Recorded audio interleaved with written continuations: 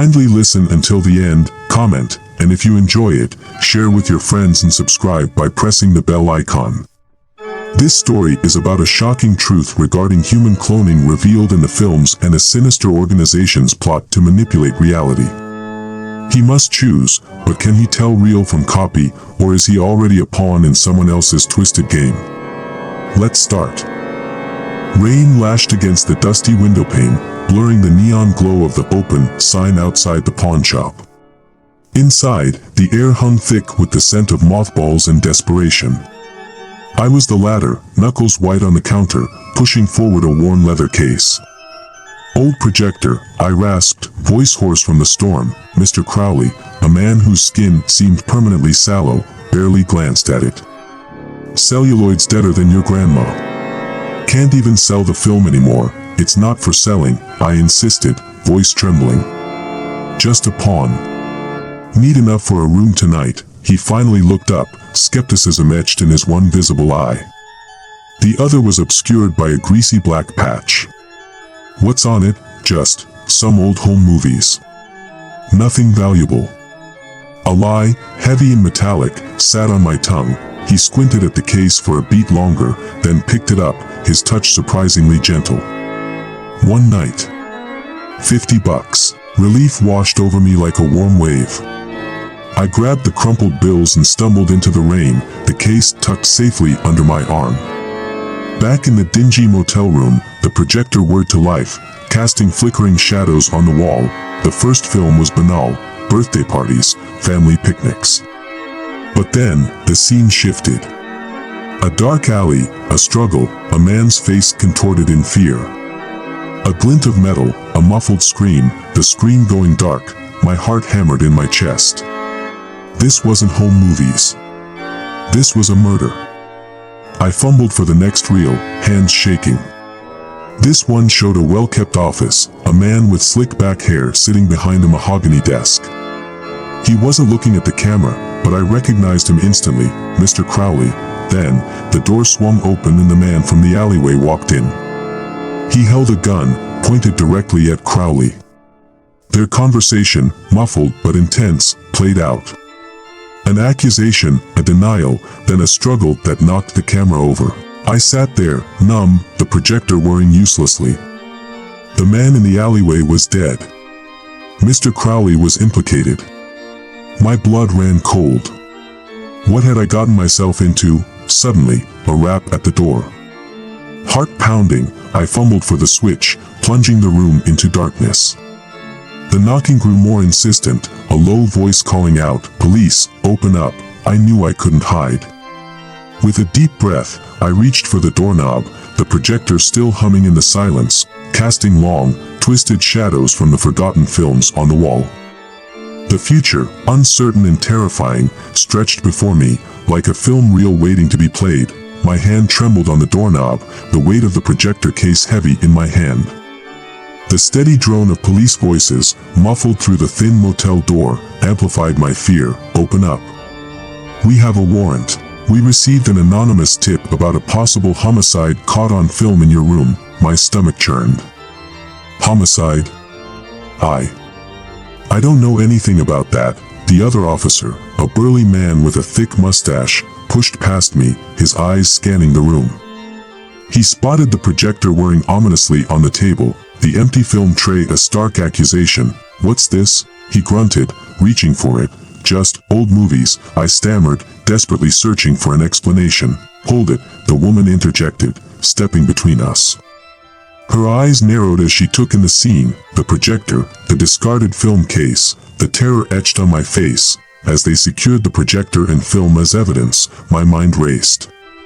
I had stumbled into a web of secrets, one that tied a pawnshop owner with a dark past and a man who met a violent end.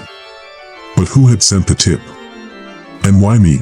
Later, at the police station, they questioned me for hours. It felt like an eternity under the harsh fluorescent lights, every detail of the film scrutinized, every lie I told scraping against my conscience. In the end, they let me go, citing lack of evidence. But their words held a chilling promise: "We'll be in touch, Mr. Evans. If anything comes up, we know where to find you." back in the dingy motel room, the silence weighed heavily. The projector stood dormant, a silent witness to the horror it had revealed. I had escaped the immediate threat, but the shadows remained. The questions gnawed at me. Who killed the man? Why was Mr. Crowley involved? And who sent the tip, pulling me into their twisted game? The answer, like the remaining films in the case, remained unseen, lurking in the darkness, waiting to be unraveled. The night stretched on, and I knew it was only the beginning. The projector stood as a grim reminder, a chilling symbol of the secrets it held and the terrifying truth it could unleash. Days blurred into weeks. The police kept a watchful eye, their visits becoming a new kind of storm I weathered. Sleep became a stranger, replaced by a constant gnawing fear.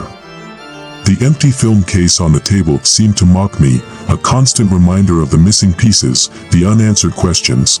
Then, a package arrived. No return address, just my name scrawled in a messy hand. Inside lay another film reel, the celluloid warped and dusty with age. I stared at it, a tremor running through my body. This couldn't be good. Against my better judgment, I pulled out the projector, the familiar whirring sound echoing in the silence of the room. The film flickered to life, a grainy black and white scene unfolding. It showed a dimly lit room, the same office from the previous film. Mr. Crowley sat behind a desk, his face etched with a mixture of fear and defiance, but this time, he wasn't alone. Another man stood across from him, his back to the camera. He spoke, his voice distorted and raspy, issuing veiled threats laced with a chilling familiarity. As the man turned, a shock of recognition ripped through me. It was me. The recording abruptly ended. I sat there, frozen, the projector humming ominously. The man in the film, the one threatening Mr. Crowley, looked exactly like me, down to the faint scar above his left eyebrow. Was it a deep fake? An elaborate setup? Or something far more sinister? My mind reeled, the line between reality and fabrication blurring. Suddenly, the phone rang, its shrill peal shattering the eerie silence. A single word, spoken in the same raspy voice from the film, sent chills down my spine. Run. I scrambled for my things, the phone call echoing in my head. My reflection in the mirror seemed different, the fear in my eyes mirroring the fear in the film. I didn't know who to trust, who to run from, or even what I was running from. As I slipped out into the night, the city lights blurring into streaks of yellow, the question remained, was I the victim, or the next player in this terrifying game? I sprinted through the city, the echo of my own voice screaming, "Run," in my head. My bag felt heavy, the projector case bumping against my hip like a mocking reminder of the rabbit hole I'd fallen down. The police, the cryptic films, the doppelganger, it was all too much. Every shadow seemed to conceal a threat, every face a potential enemy.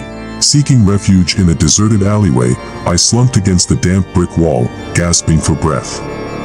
My phone buzzed again, displaying the same unknown number. This time, it wasn't a word, but a single image, a grainy photograph of me, standing outside the pawn shop, the projector case tucked under my arm, panic clawed at my throat. They knew where I was. They knew everything. But who were they? Why were they manipulating me? Was I being framed for something I didn't do? Or was the truth far more disturbing, something so horrifying I couldn't even contemplate it? Suddenly, a flicker of movement at the other end of the alleyway caught my eye. A figure emerged from the darkness, shrouded in shadows.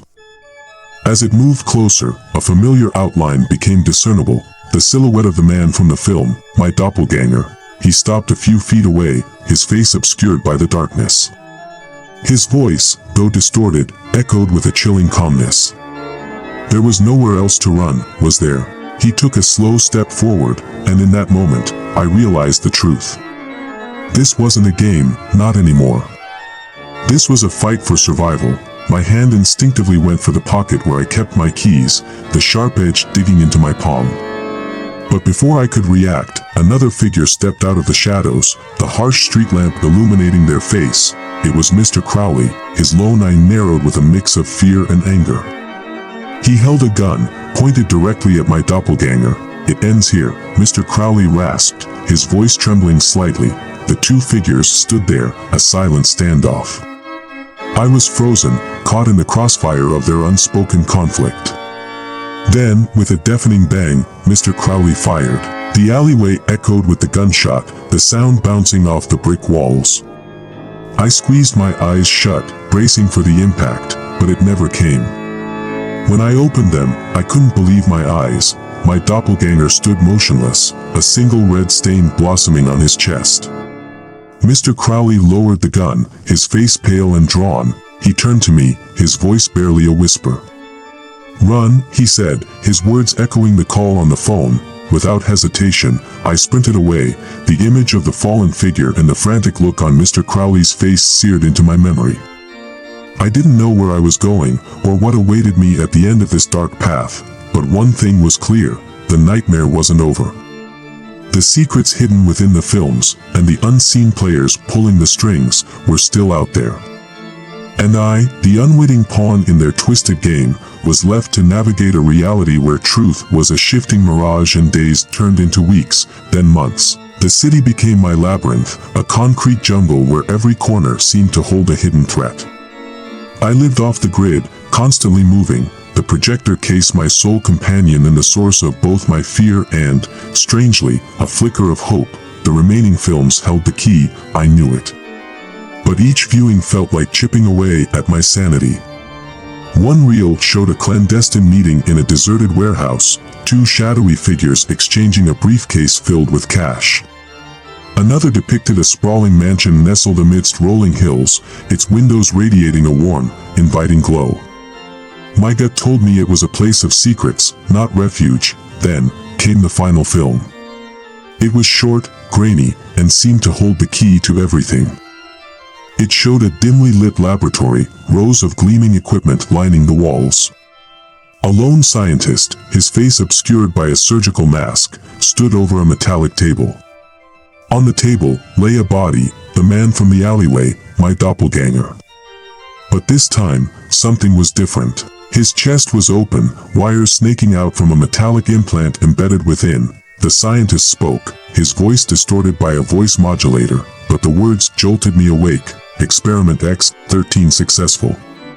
Subject replication achieved. The film ended abruptly, plunging me back into darkness. I sat there, trembling, the weight of the revelation crushing me. My doppelganger wasn't real. He was a copy, a synthetic replica created by an unknown entity for an unknown purpose. But who were they? And what was their connection to Mr. Crowley? Suddenly, a news alert flashed on my phone. Fire engulfs abandoned warehouse, cause unknown. The report sent a shiver down my spine. It was the same warehouse from one of the films. Had someone seen the footage? Were they trying to destroy the evidence? Driven by a desperate need for answers, I decided to take a risk. I contacted the reporter who wrote the article, using a burner phone and a pseudonym. We arranged to meet at a dimly lit diner on the outskirts of the city. The reporter, a young woman with inquisitive eyes, listened intently as I recounted my story, the projector case resting on the table between us. As I finished, she leaned forward, her voice barely a whisper, "I believe you. But uncovering the truth could be dangerous. Are you sure you want to do this?" I looked into her eyes, the reflection of my own fear staring back. The question hung heavy in the air. Was I ready to face the unknown, the entity behind the films, the truth about who I was and the purpose for my existence? I took a deep breath, the echo of my voice in the alleyway ringing in my ears, "Run." But this time, it was different. This time, I wouldn't run. I would fight. "Yes," I said, my voice firm despite the tremor within, "I'm sure." The game had changed. I was no longer just a pawn. The hunt was on. The audience eagerly waits. Will you join me as I delve deeper into the darkness, seeking answers even as the shadows close in? We embarked on a clandestine investigation, piecing together the puzzle. The reporter, whose name was Sarah, had connections in the city's underbelly. She unearthed whispers of a clandestine organization, Project Genesis, rumored to be experimenting with cloning technology. the news reports about the fire were a stroke of luck. The authorities had recovered data chips from the wreckage, one containing a familiar face, Mr. Crowley. It depicted him entering the warehouse just before the fire. We tracked him down to a cheap motel on the city's fringe. He was a shadow of his former self, paranoia etched on his face. He confirmed our suspicions about Project Genesis, confessing his involvement in a desperate attempt to get his deceased daughter back. They used him as a pawn, manipulating his grief, promising him a clone in exchange for his silence. The final film in the case held the key to their location, a secluded island, a hidden facility. Sarah and I devised a plan, leveraging the reporter's connections and Crowley's desperation for a potential whistleblower. The journey was fraught with danger. Infiltrating the island was like stepping into a dystopian nightmare. Sterile corridors, rows of identical figures, the omnipresent feeling of being watched. We found their lab, a chilling testament to their science. But more importantly, we found them. The scientists, led by a woman with piercing blue eyes, were unfazed by our arrival. They saw us as nothing more than a minor inconvenience. It was in that moment, as they laid out their twisted vision for a future controlled by them, that I realized the full scope of their ambition. They weren't just creating clones, they were creating an army. And I, unknowingly, might be just another piece on their chessboard. A struggle ensued, the sounds of chaos echoing through the sterile halls. Sarah and Crowley fought with the desperation of cornered animals, while I grappled for the control panel, my fingers fumbling over the buttons. Suddenly, a voice filled the room, emanating from unseen speakers. It was the leader, her voice laced with chilling calmness. "Congratulations," she said, "you've reached our final test." A test of choice. The room plunged into darkness. When my eyes adjusted, I saw a sight that sent chills down my spine. Standing in a row, their faces mirroring my own, were 5 identical copies of me. "Choose," the voice echoed. "Which one of you is the original?" My heart hammered in my chest. The room was silent, the weight of the impossible choice hanging heavy in the air. I looked at my reflections, their eyes filled with uncertainty and fear. Which one of us was real? Was any of us real? The story ends here, leaving the audience teetering on the edge of a terrifying truth. Who is the real you? Does free will exist in a world where individuals can be replicated? The answer remains elusive, a chilling reminder that the future hangs precariously in the balance.